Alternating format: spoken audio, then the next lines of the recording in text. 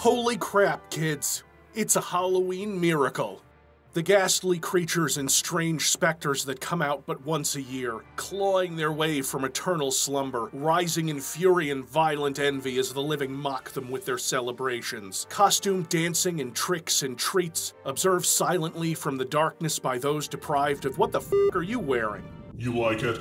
No. No, I don't like it. I got this for $12 at the Spirit Halloween on level 16. Oh man, they closed down the stretching department? Yeah, budget cuts and rights issues. That looks terrible. It came with this. Yeah, whatever. Just let me know when Diddy gets here. I'm over here trying to come up with some games to do for Halloween, and if I do another FPS game, I'm gonna jump straight into the pit, and then they're just gonna revive me and send me back here to play like Hellbusters 2 or something or whatever, I don't know. Get this shit out of here. We're not shooting anything today, kids. We're slicing, we're dicing, we're doing exploration adventures. We're doing one of my absolute favorite games ever, Castlevania Symphony of the Night. You know, that one I've referenced a bunch in these videos before. I was thinking about finding a game with a big, recognizable monster, right? Your Frankensteins, your Dracula, your Wolfmen. But what if I did a game that has all the monsters? And no shooting? No, it's not a roundup. In the dark days of the mid to late 90s, when consoles had just broken through that 3D barrier, so everything looked like garbage for about 5 years, everybody expected the legendary Castlevania series to follow suit. And it did, on the Nintendo 64. Castlevania had branched out from Nintendo consoles a couple of times before, like with Bloodlines on the Genesis, which is a cool game. No hate for that one here. I've never been too interested in the classic Vanias. I respect them, you know. Besides the jumping controls, I never really liked those. There was another Castlevania game lauded by many as one of the best entries in the series called Rondo of Blood, which would later be sent through some kind of industrial crushing machine to make a port on the Super Nintendo called Dracula X. Rondo of Blood was on the PC Engine, which is a console, also known as the TurboGrafx 16. It told the story of Richter Belmont, the newest and most powerful vampire killer in the Belmont line, and because the forces of evil are stupid and didn't get the point the first 10 times, an evil priest named Shaft. What joke can I possibly make about that man's name that hasn't been made in every video covering either Rondo or Symphony? His name is fucking Shaft. Shaft sacrifices a virgin, resurrects Dracula again, and then his evil army kidnaps Richter's girlfriend Annette, as if Richter needed more motivation to go kill Dracula aside from his last name. This, strangely, is where Symphony of the Night begins.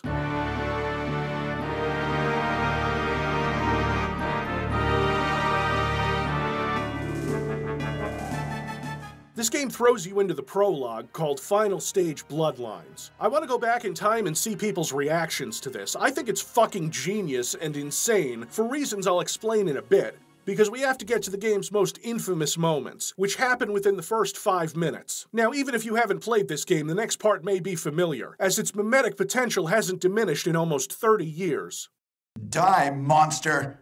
You don't belong in this world! From the first line, you know that this is going to be a perfectly cromulent translation, accompanied by some of the best voice acting this side of the Pacific. Anyone who hates this voice acting hates fun. It was not by my hand that I'm once again given flesh.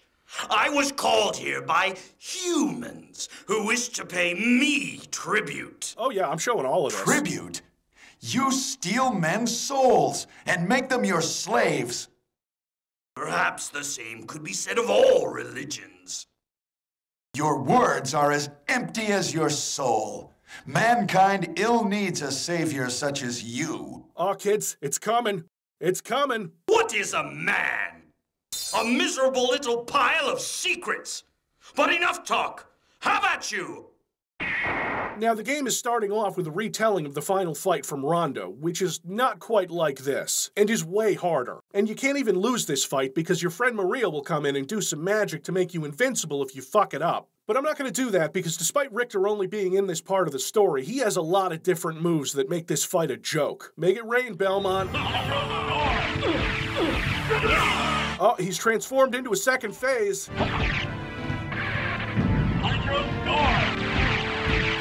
This is called an item crash, and it's something Richter can do with his sub-weapons. It's broken. You'd probably never know this when you picked up this game, and then you'd fuck around and Maria, Annette's sister, would come out and do her stuff, and there's no way to lose this fight.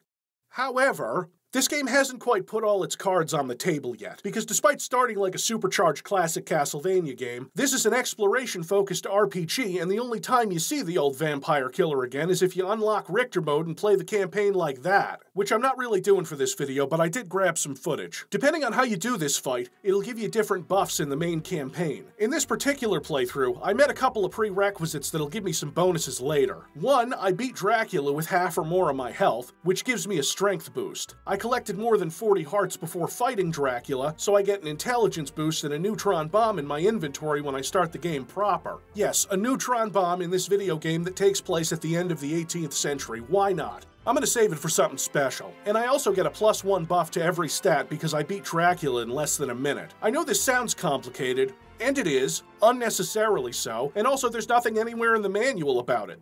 This happens often. See, the developers of Symphony of the Night, including initial director Toru Hagahara, then second-half director Koji Igarashi, wanted to make a different kind of Castlevania game. We were still in a period where every Castlevania game was basically an iteration on the original. A vampire hunter, usually of the Belmont clan, but sometimes a Morris or a Lacard, jumps around with very little air control and slaps monsters with a whip. It's all very Hammer horror inspired, drawing on every monster that ever existed. The first game, and later in this one, you'll face off against Dracula, Frankenstein's monster, Medusa, a mummy, death itself, and you can see the influence in the beautiful sprite work and backgrounds, which are now rendered with the power of a 32-bit console, letting the whole thing shine with beautiful, fluid animations, while everyone else was chasing 3D polygonal graphics. And now the gameplay would change too, causing a massive shift in how Castlevania games would work. There were still 3D action games coming out on the Nintendo 64 and later the PS2, PS3, 360, and even PC. But that guy I mentioned before, Koji Igarashi, more commonly known as Iga, was heading up a little development team that would continue making 2D Metroidvanias after Symphony mostly for handheld consoles. And there are a lot more of those than the Devil May Cry ripoffs that would come later. Iga and that team would continue to make these kinds of games until 2008 with Order of Ecclesia, and like 90% of those games are absolute fucking bangers. Konami, being Konami, re-released the DS trilogy and the GBA trilogy for modern consoles. Also being Konami, they re-released Symphony of the Night on like every platform except for the Switch, because they thought it would be just fine to release a mobile port for iOS and Android and not that incredibly popular mobile console that would print them fucking money. You know, let's get some of Konami's bullshit out of the way right now, because when they did re-release Symphony, you know what they did? They re-recorded the dialogue. You know, the beautifully dumb, poorly translated, but memorable voice acting that you guys heard a few minutes ago? Konami killed it and will only sell you that version. Because they're stupid. Ubisoft, EA, Activision, Blizzard, those studios are evil, and would probably resurrect Dracula themselves if it made the shareholders money. But Konami might be the dumbest publisher. Do I even have to explain why? I don't even have to mention PT or Kojima. They stopped making these kinds of Castlevania games and tossed Iga into the mines to work on whatever social games nobody remembers. So Iga, inspired by Kenji Inafune, made his own Kickstarter to crowdfund a new game. Inafune did this, and the result was Mighty No. 9. And make the bad guys cry like an anime fan on prom night. That didn't go well, so instead of fucking everything up, Iga decided to use the wealth of Kickstarter money from fans to put out Bloodstained Ritual of the Night, which is just his own Castlevania with blackjack and hookers. それで新しいプランを全世界のパブリッシャーにプレゼンしたわけです。ところがそれではビジネスにならないと言われました。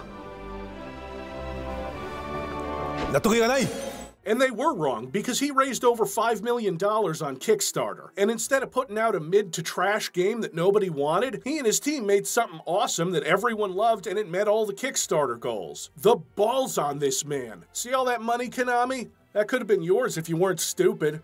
That's what I call erotic violence. Hit the lever!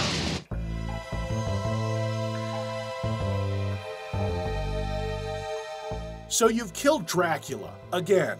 This time for real. It's not for real. Dracula comes back like 100 more times. I think it takes until Julius Belmont to put him down for good-ish in 1999. However, 4 years later, Richter mysteriously vanishes and Maria goes looking for him. Then Dracula's castle suddenly appears again. Forget about her though, because we gotta talk about Alucard. Adrian Fahrenheit Tepish, son of Dracula, a half-human vampire who went into a self-induced sleep after helping out in Castlevania 3, suddenly wakes up because there's evil afoot. And here's where things get interesting. Alucard doesn't have a whip. You might care about that if the game didn't have one of the best introductions of any video game ever made that makes me feel tingly every time I play it.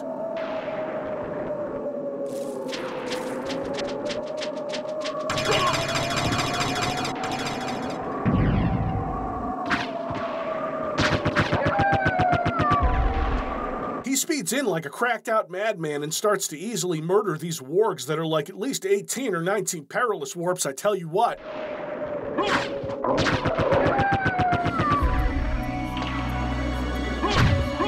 The sounds, the animation, the music, every bit of it flexing as if to say, yeah, we don't have to worry about storage limitations on cartridges anymore. This music, which is uniformly incredible across the board, was composed by series mainstay Michiru Yamane, who just kept on making incredible Castlevania soundtracks even when she was limited by cartridge size.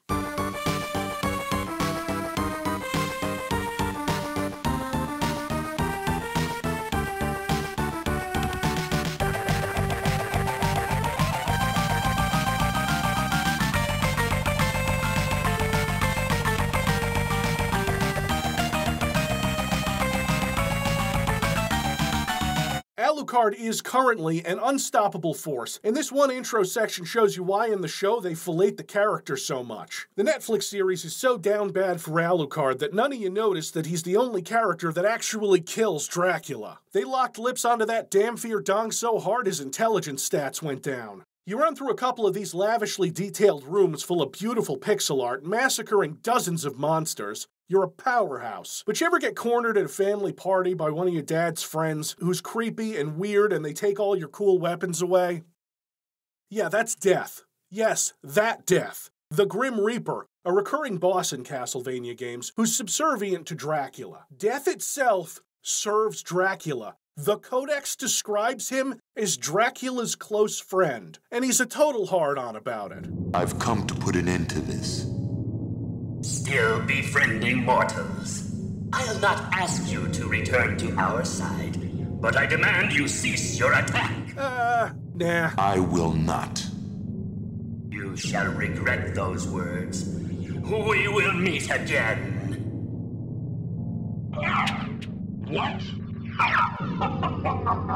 Death steals all of your cool gear and weapons and leaves you with nothing, except a neutron bomb, which won't be as useful as you think. A little more about the sheer fucking beauty of this game and the attention to detail. Look at this area.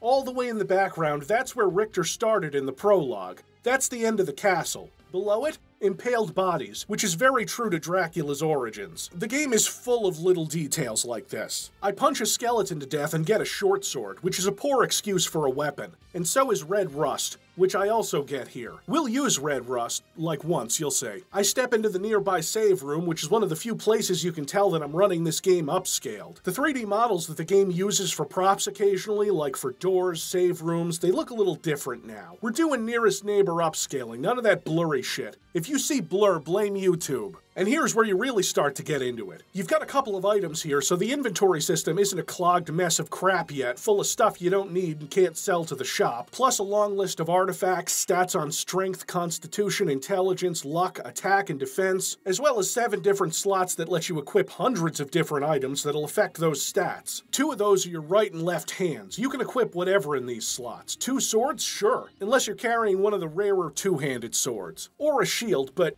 nah, shields do have a purpose in this game, but I don't use them to block attacks. It's not necessary. Dodge, don't block. That's how I avoid damage. See, right here. Leather shield? Nah, garbage. Get it out of here. Exploit the game's animations to jump, slash, then land and quickly deliver another slash. Sections of this castle are split up with load zones, and we've entered the first of these, the Alchemy Laboratory. Here we're introduced to enemies that can poison you, which is a temporary annoyance, and you'll collect plenty of anti-venom throughout the game. The 2 major status effects that can screw you over are Poison and Curse, both of which have their own items to remedy them, which you'll have a pile of in your inventory by the end. Take note of the completely unmarked secret breakable walls, a Castlevania tradition. These 2 don't have any meat in them, just an upgrade to your HP and heart capacity. Hearts fuel your secondary attacks. Like first you get the classic throwing dagger, and then you get my favorite, the axe, which I know, that sounds kinda boring, right? You get it right before the first proper boss fight against Slagra and Gaibon. The axe is useful here as it flies upwards in an arc. I think it's the most practical of the sub-weapons, which include the dagger, the axe, the stopwatch, the holy water, the Bible, the cross, and the rest. Get in the comments to tell me how good the Agunia is, kids. But don't you dare tell me the rebound stone is worth a pint of piss. I do hate these two. Not because they're difficult, because they're not. I hate the way they move, and how this shield fools you into thinking it'll be useful. Now, on to the library. As you progress, you start to see the scope of this game and how you're going to be spending a lot of time exploring and encountering different enemies. And I mean lots of different enemies. There's like 150 different enemy types in Symphony of the Night, and only a dozen of them are quick and dirty palette swaps. The designers envisioned a game with a bigger scale than previous games in the series, with more replayability. So what they did was rip off Metroid. But they did it so well that Vania made it into the genre's name. The first thing you're supposed to do is make your way to the library, but you gotta cut through the marble gallery first. Yeah, suck holy water, you malicious accent table. My absolute favorite part of this game that is the biggest shift away from classic Castlevania games is the way your character moves. Instead of being a leaden golem with a whip, Alucard moves so fluidly and with such fine control that it just feels good, which is really important for a game where you're going to be running around and backtracking a lot. I don't go straight to the library, for petty personal reasons. You see this guy? He used to stop me dead in previous playthroughs. If you want to slash at him forever with your underpowered early game sword, be my guest, but me? Yeah, fuck you. I want to open this path anyway so I don't have to go through the alchemy lab again to get back here. On the way to the library, you pass through the clock room, where Maria's waiting for you. Wait a moment. You seem human, and yet, what do you here? I don't know, Maria. What does anyone really do us here? I like to think we were here put on Earth to bring people joy and merriment. I've come to destroy this castle. Then we have the same purpose. I'll trust you for now. Cool, I'll have fun playing as you in the Saturn version one day. A long hallway full of whatever this is. Katie, look it up. No, really, what the fuck is that called? Before I can get to the library, I've got to fight a doppelganger who has all the moves you do, plus ones you haven't even unlocked yet. Remember that useless two-handed sword I got earlier? It curses enemies. So for most of this fight, he's doing almost no damage to me. Poor guy.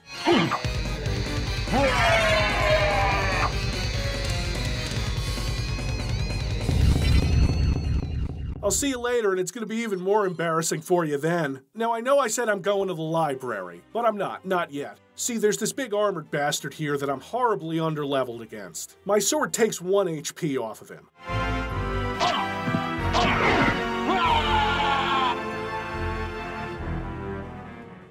There we go, first death of the game. Now to wait 40 seconds until I can load the game again because dying is a slow and punishing process. I still kill him.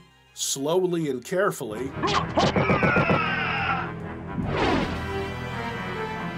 And unlike most enemies in this game, he doesn't respawn when you leave the room. He's gone forever, which is good, because I need to exit this room the same way. So normally you'd have to wait until you get the mist form so that you can pass through these bars down here. We're not doing that because if you crouch down right here in this broken wall for like 15 seconds...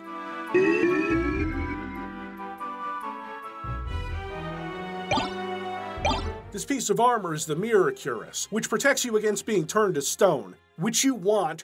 Oh god, do you want this armor before you go into the clock tower?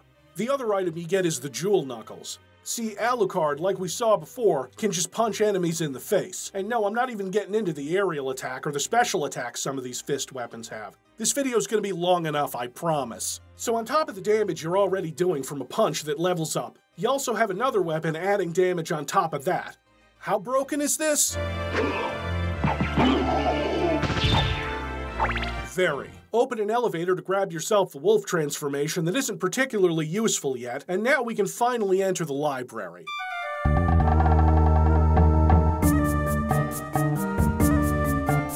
Ah yes, the library, your source of rare books, uncursed potions, and one item that you need to explore any more of the castle. And I'm not talking about buying a map, forget that, waste of money. I need your help. Young master, I cannot aid one who opposes the master. You won't go unrewarded. Yes, for money and precious gems, the librarian will sell you whatever he's got that might help you take down Dracula and his minions. He doesn't give a fuck, it's not like Dracula's ever resurrected for very long. Unlike in later games, you can't sell items from your inventory, just gems that you pick up. This is the first save on this virtual memory card, so don't expect me to spend 20 hours grinding to afford the duplicator. You get the Jewel of Open, which will get you through these glowing doors around the castle. This focuses the early game a little bit so you're not too overwhelmed with the size of the castle. Eventually you can buy spells too, which use button combos to do special moves. You don't have to buy them if you already know them. Check this out. Yeah, Soul Steal just gives you some free health off of broken light fixtures, why not? You can also do this little teleport fire attack, engage dark metamorphosis, and a bunch of others. This game has a seemingly bottomless well of stuff you can do. I don't even know all of its secrets. I jump onto one of the fast travel teleporters, which... they're not good. They'd be improved in later games, but for right now you can't even select where you want to go on the map. It cycles through them. I've only unlocked 2 of them, so it's back to the starting area again. I don't mind, I love this track.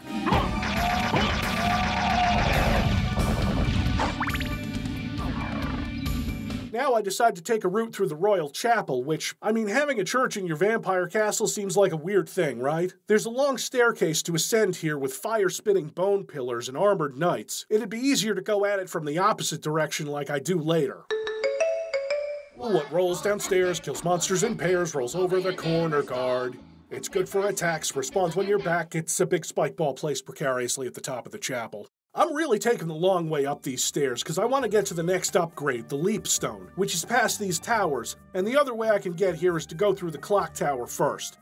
And fuck that. But first I gotta deal with this giant bird.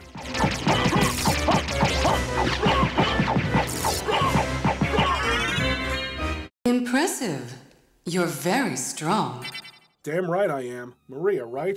You like strong half-men? You wanna... oh god, no, wait, she's 17. And Alucard's like 400. Ew. What is it you want? You didn't come here to tell me that. You're right. Do you know the name Richter Belmont? Of the Belmont clan? Of course, but... He disappeared about a year ago, and I'm sure he's here. If you see him, please let me know. As you wish, my lady. Thank you. So, you do know how to be a gentleman? Of course. Have you seen the cape? Here's where we get the Leap Stone, which lets you double jump. I don't know if it's the most important upgrade, but it sure feels like it. Let me explain.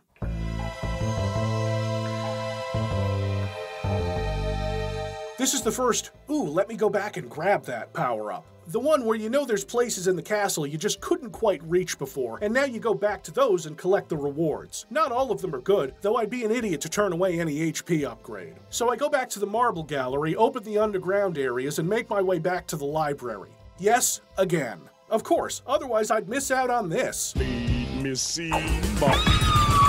The library has an important upgrade that'll help you progress, but that's not why I'm going there. I need to double jump over here and then push this bookshelf and get... the Holy Rod. This thing rules. It seems to have a huge attack radius and it works really well against the forces of darkness. You know, the ones that infest this whole castle. It's not exactly an overpowered one-and-done kind of weapon, it's just very, very useful going forward until you get stronger holy weapons. Really useful against this next boss.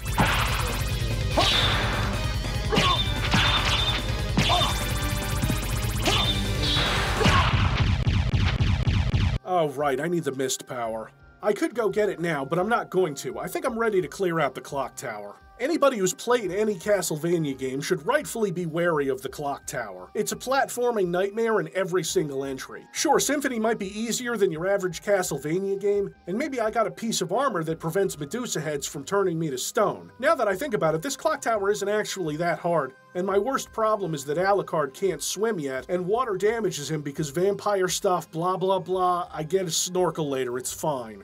I want to clear a path back towards the Castle Keep area where the throne room is, but I have to kill this boss first.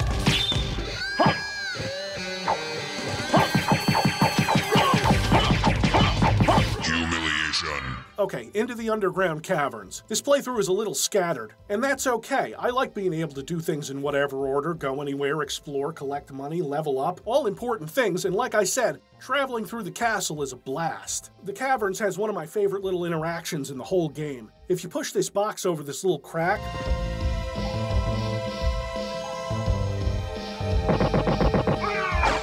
yeah, they drown, but also burst into flames. I don't think we ever see that enemy again. We've made them extinct. What you're doing down here, aside from trying to avoid water, is getting this skeleton ape to throw a barrel to destroy a bridge. I don't remember anything in Metroid games being like, get this skeleton ape, not an ape skeleton, to Donkey Kong a barrel at a piece of wood so you can progress to the next area. I sound insane. Oh, frozen shades. They'll be sorry when I have a nice fire sword. This boss here, I don't even really need to fight it. It's a pain, but it does so little damage to me by this point that it might as well not be here. And I do it all for a cool invisible cloak. Alright, abandoned mine, easily the hardest area in this castle. It's important enough to be guarded by friggin' Cerberus, who does not respond well to holy attacks.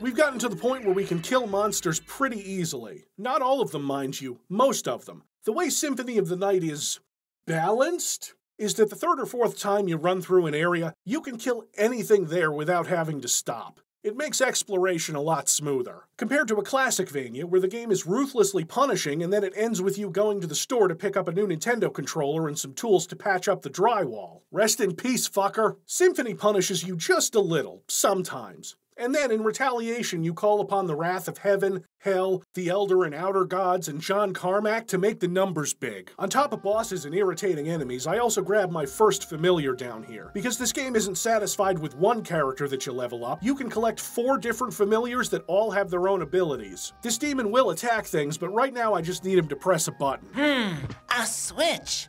Why don't I press it and see? Yeah, what could be inside here? Titties!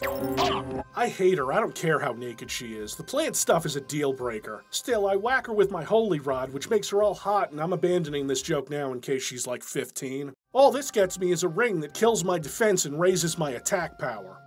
Yeah, okay. As many cool bosses as there are in this game, I gotta give it to Legion here. This is just a showstopper. This is one of those moments when you remember what these 32 bits are all going towards. Hordes of naked zombies on top of a pile of bones in a room full of corpses, and then all the explosions that could possibly be rendered without slowing down the game. It's only the particles that spawn when you get your HP boost at the end of a boss fight that slows the game down. In this version. You get a nice dark sword out of this, though. I still get a sword I like better from a random drop a few minutes later on my way back out. Punch one of these guys and the RNG shines upon me as I pick up the firebrand. Yeah, how do you like me now?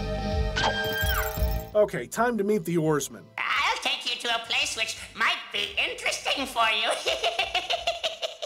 That's incredibly suspicious, but he actually helps me because I need to get across this water to get to the merman statue, which will let me summon him in another place across the map. I'll guide you to meet your destiny. Why do you sound like you're gonna stab me in the back every time I talk to you? The librarian is way cooler. Okay, I lied about the snorkel before. It's a holy symbol. Sure. Whatever it looks like, I can travel through the water now, so I have to fully explore this area, and all the other flooded areas, and behind the waterfall, a curse upon any developer that puts no secrets behind the waterfall. It is a sacred tradition, but with all this gear, I'm ready to tackle the Colosseum, which you access by going to the central clock room at the right time and going through the left entrance. You can't go up yet, and you can only go through the right path if you got the stopwatch. I don't know how you're supposed to know to do this. I'm pretty sure I was born with the knowledge. In the Colosseum, finally, we meet Richter.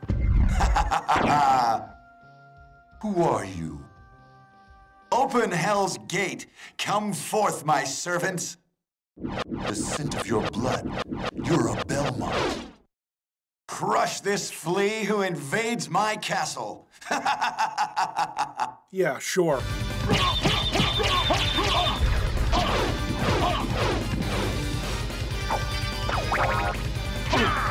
Oh, uppercuts? Really, fucker? I'm I'm certain that was a Belmont. So he says he's the lord of this castle. It's not going to become any clearer for a while, so I grabbed the form of mist, letting me travel practically anywhere. Most of this castle's already unlocked. First, though, I need to grab the shield rod. You'll see why later. I use a library card to teleport back and sell some gems and grab the Soul of Bat, allowing me to now fly, the last major navigation upgrade in the game. Not much fanfare for such an important item.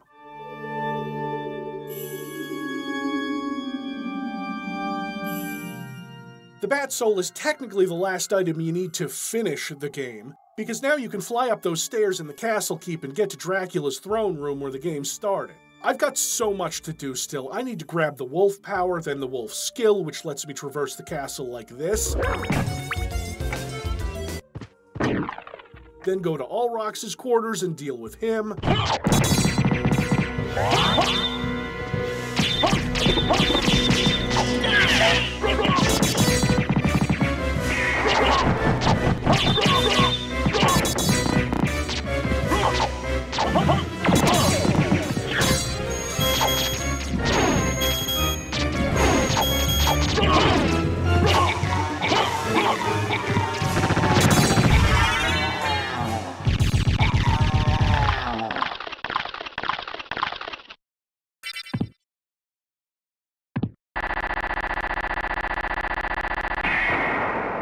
Then get the Echo of Bat, and if some of this is sounding familiar, it's because this is how you access the second half of the game. It's not a secret anymore, everybody knows about the inverted castle. To get there, however, is a little bit trickier. There's an area of the catacombs that's dark and filled with spikes. It would kill you without being able to fly and see in the dark, which Echo allows you to do so you can grab the spike armor. There may be no more satisfying feeling in a Castlevania game than deleting these fucking spikes by touching them.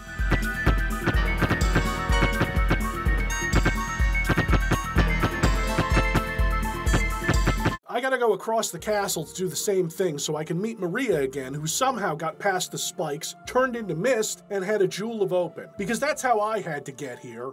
So, did you find Richter? I don't know if he's the one you're looking for, but I found a Belmont. Really? So he is here? But the one I saw was the enemy. He was the lord of this castle. That can't be true. You're wrong. I must go now. A very productive conversation. Why don't you tell me about the fucking rings, Maria? Yeah, here's the silver ring, a thing that looks like all the other gems we collect. The gold ring, which you also need, is on the other side of the castle, because of course it is. It's on a ledge in this pit that exists to screw over any new players who don't know it's coming and fall all the way down to the underground. Not me though, not after the first 6 or 7 times. This save room looks a little weird.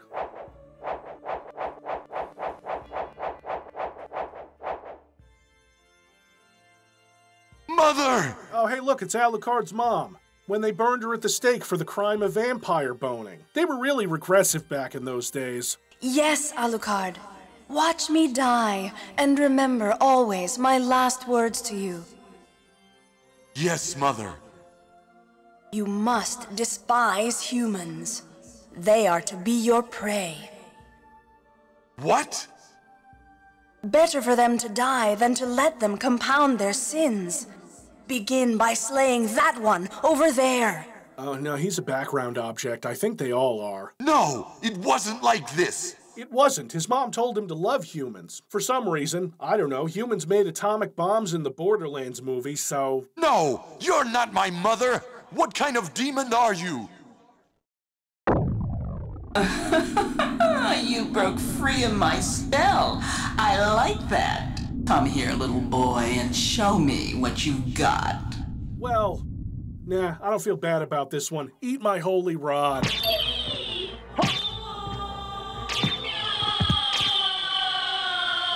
That strength, that beauty.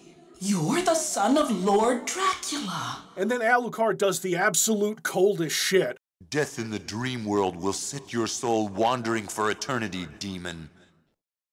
Wait, I beg of you! That's what you get for trash-talking his mother. This fight gives us the gold ring. The gold and silver rings have an inscription on them that tells you to wear them in the clock room, which is strange considering how fucking cryptic it is to get them in the first place. I've still got some unfinished business in this castle, like picking up the gravity boots, which lets you do this to the librarian.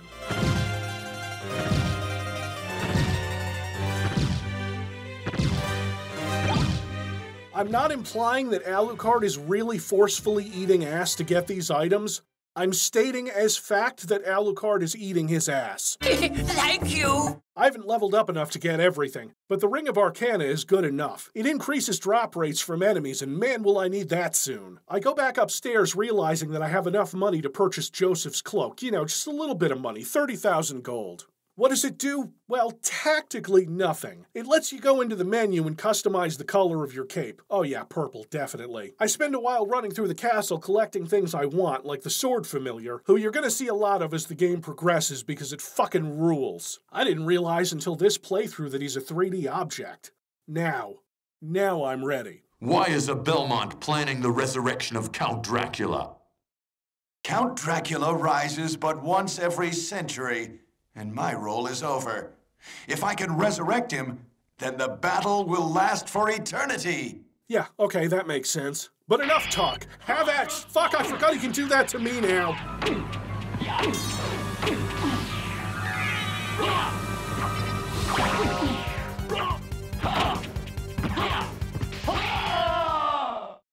See what I mean about the Sword Familiar? It kills Richter. It's over, Belmont. So the war between humans and vampires finally ends here. What need for the shepherd when the wolves have all gone? My time on this world has come to an end.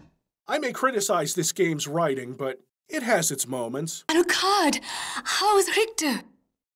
I'm sorry. I see. Thank you for stopping him. Do you suppose that this too was fate? Nope. That's the bad ending everybody got in the 90s. I may have skipped the step where I actually wear the rings in the clock room and it opens the heart of the castle, which Maria is also in fucking somehow. She gives you a pair of holy glasses that'll see through Shaft's spell that's controlling Richter. So instead of killing Richter, you just bust Shaft's ball. Look, I'm sorry, the game makes it so easy. You've defeated me, but all is not yet lost. The resurrection of Count Dracula is at hand. And then, the inverted castle. This game's worst kept secret. Why would you even think to do this? I don't know, but a lot of Castlevania games after this had secret little things that you had to do to get the true ending. No. What have I done? Thank you, Alucard, for saving Richter. Yeah, sure, no problem. He's gonna go fight a resurrected Dracula, right? Right? No time for small talk. Is the person who controlled you in that castle over there? You can call him Shaft. I won't laugh. Much. Maria, take Richter and leave here. I'll finish this. That's right. Leave everything to me. I got a game to break. No, wait a second. Now I'm ready.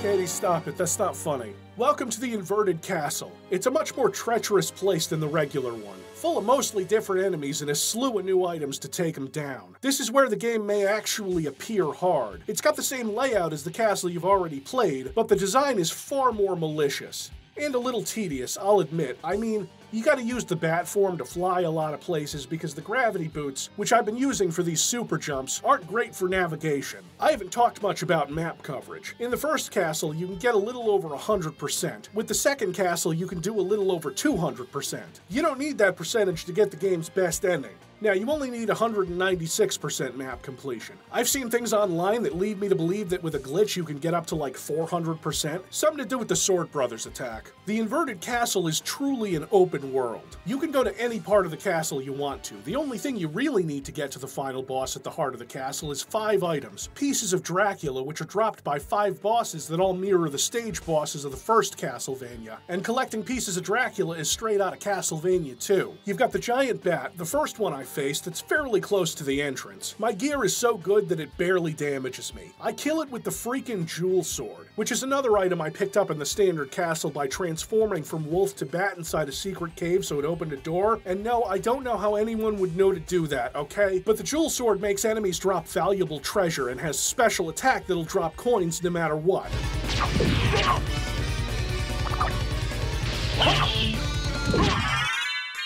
There we go, we've got Vlad's ring. In a few areas, Symphony adds spike traps that don't care if you have armor that breaks spikes. The armor enemies are throwing explosives now. Everything deals way more damage. The clock tower is a nightmare this time around. You know, except I have... It's more of what I expect from a clock tower stage. Enemies are placed more maliciously in order to toss you around like a rag doll, more Medusa heads.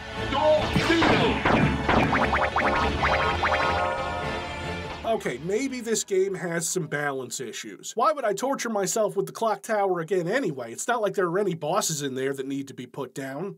I have my reasons. It's because we're going back to the library again.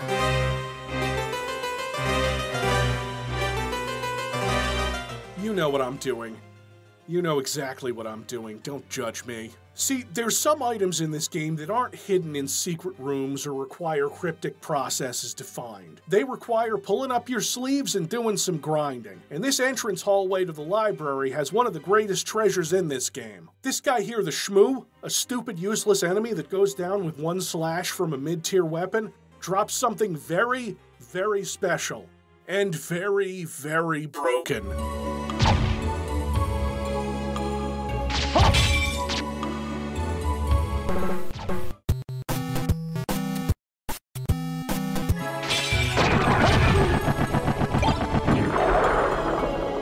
Just grinding for this weapon, the Chrysogrim, got me a bunch of gold, 4 level ups, and 5 bowls of ramen noodles. If you thought the Daikatana was a powerful sword, kids, the Chrysogrim, also known as the Sword of the Wind, is made of 100% grade A ultra-pasteurized Wisconsin cheese. Unlike almost all weapons in the game, Alucard doesn't have to stop while attacking with it. The best defense is a good offense, and this sword turns Alucard into a walking garbage disposal. Saying that this sword is overpowered is like saying the super shotgun in Doom 2 has a little bit of a kick to it. Here's how the next boss fight goes.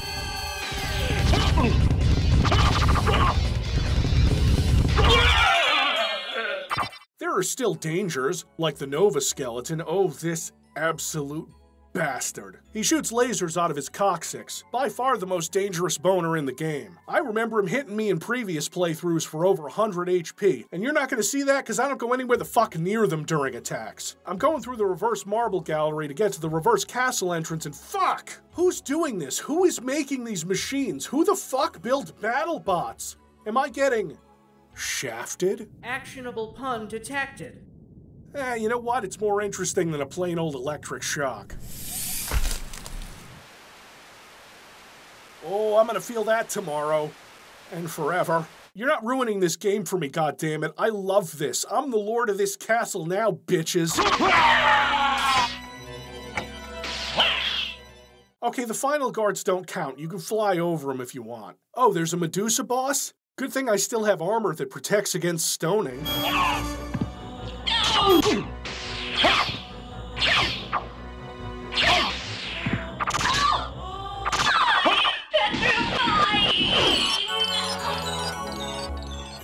I've kinda lost my place. I was on the way to the castle entrance, but I got sidetracked and now I'm in the reverse chapel, which is equally as dickish as the reverse clock tower. The bosses, which are objectively more difficult and have moves that just tear you apart, like look at this.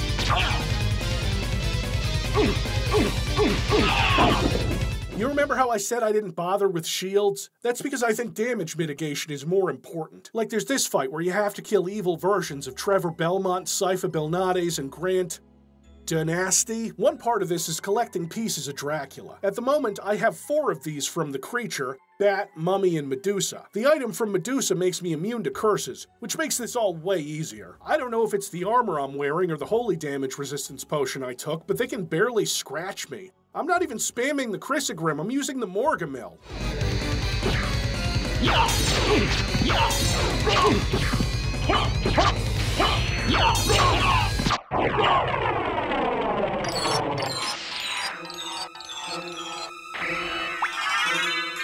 At this point, the sword familiar is killing enemies faster than I am. I'm killing most smaller enemies with the jewel sword to get some cash back, you know? Bosses from the last castle are showing up as regular enemies and they only dropped zircons? Maybe you think the Chrysogrim is a little too OP.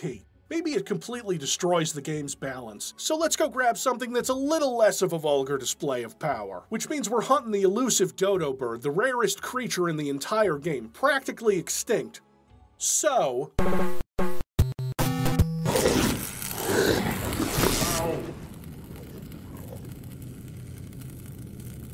You see that, kids? I find out new shit about this game every time I play it.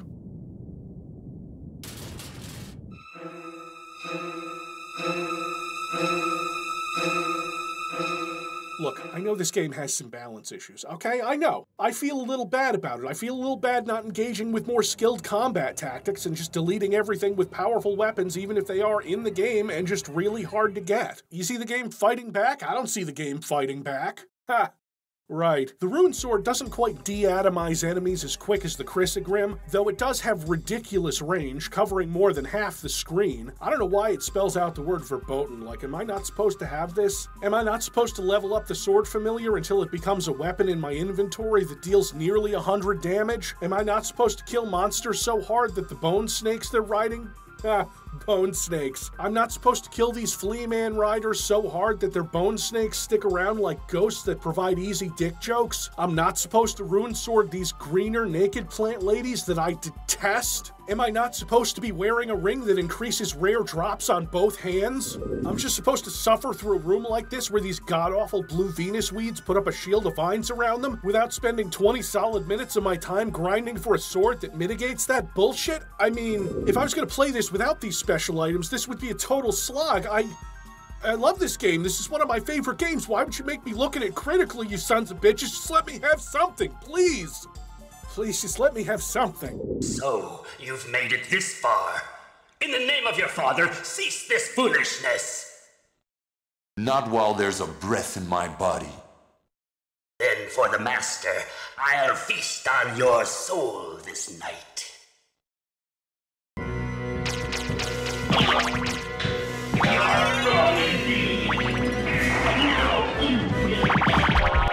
Who's feasting on whose soul now, you undead fuck? You glorified errand boy? You wanna know what just happened? Okay. Well, remember when I picked up the shield rod? That's a fun little item that you might not understand the full power of unless you do a button combo with a shield in your other hand.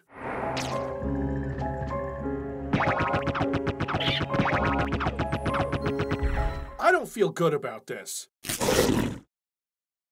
I don't know, but look at this. You can use it with any of the shields. Like here I picked up the Goddess Shield, and that'll give you a resistance to darkness. But when you combine it with Alucard's shield, which I picked up again after Death so callously took it away at the beginning and hid it from me, it turns your shield into a wall of pain. For the enemies. For me, I don't know, it just keeps giving me health. Okay, fine, I'll do it with a sword and a darkness resistance potion, but it's not nearly as entertaining. I picked up a holy sword earlier as a much less suggestive alternative to the holy rod. He doesn't even stand a chance. He's death. I can't believe we just Melvin death!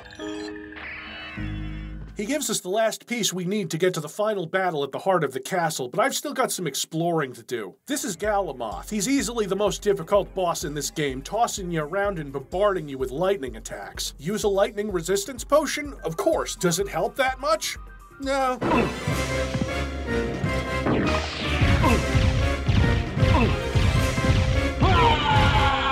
If he corners you, forget it. His head is his weak point, but good luck getting all the way up there. I use the fairy familiar here instead of the sword because she'll auto-use healing items when you're low on health. Or dead.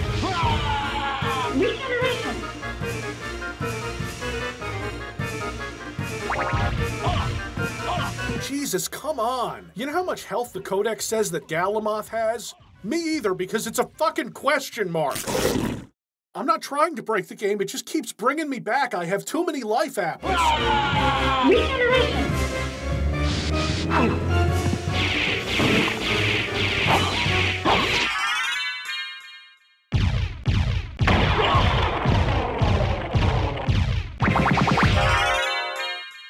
don't want to break it anymore. I don't feel good. I love this game so much. Don't you understand? I know it's broken, and I know how easy this makes it, but haven't you ever loved something broken? Haven't you ever loved someone... I'm sorry, God, I'm sorry. Please stop. What do I even get for killing this ball-busting, totally optional boss? A gas cloud. You know, an upgrade to your mist form. It just...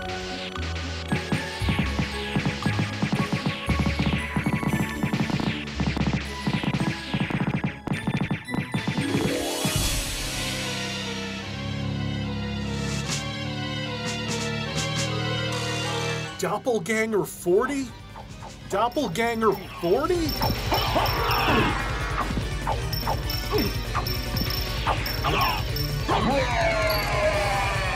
I'm almost done. I need more. I haven't even talked about the wing smash. No, wait, okay, one more thing.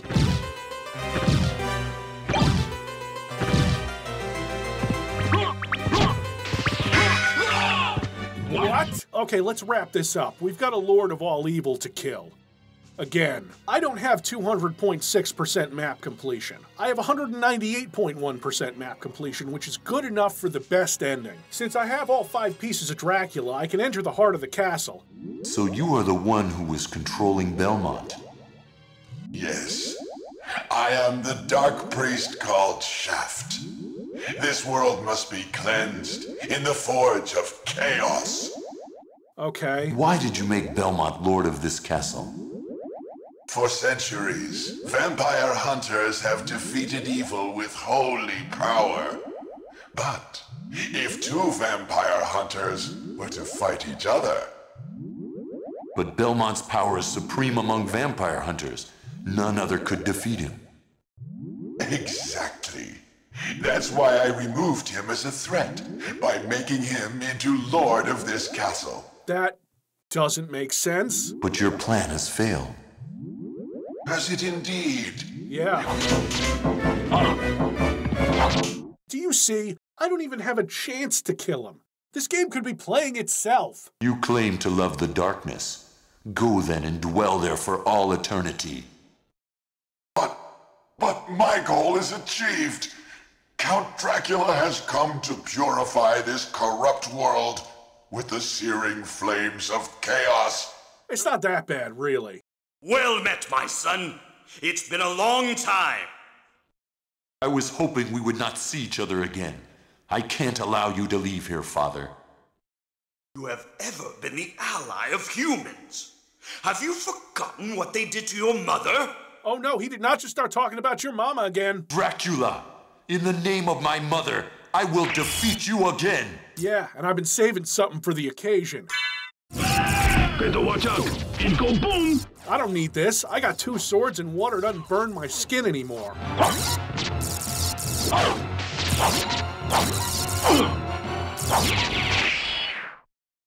Behold my true form and despair! No, I didn't. I did it right. Didn't I? Go back whence you came. Trouble the soul of my mother no more. How is it that I've been so defeated? I don't know, maybe you should have sent Galamoth. You have been doomed ever since you lost the ability to love. Yes, obviously, it was that he can no longer feel love. Not the fact that he leaves powerful artifacts around his house that can kill him really easily. Sarcasm. For what profit is it to a man if he gains the world and loses his own soul? I'm amazed this game gave us introspective Dracula, instead of silent holy water target that can be defeated by a broken window. Had Dracula gotten any kind of characterization before this game? Matthew 16:26, I believe. Stop quoting Bible verses at me, you. Your words are as empty as your soul. Tell me, what were Lisa's last words? She said, "Do not hate humans. If you cannot live with them, then at least do them no harm, for theirs is already a hard lot." She also said to tell you that she would love you for all of eternity. Lisa, forgive me. Farewell, my son.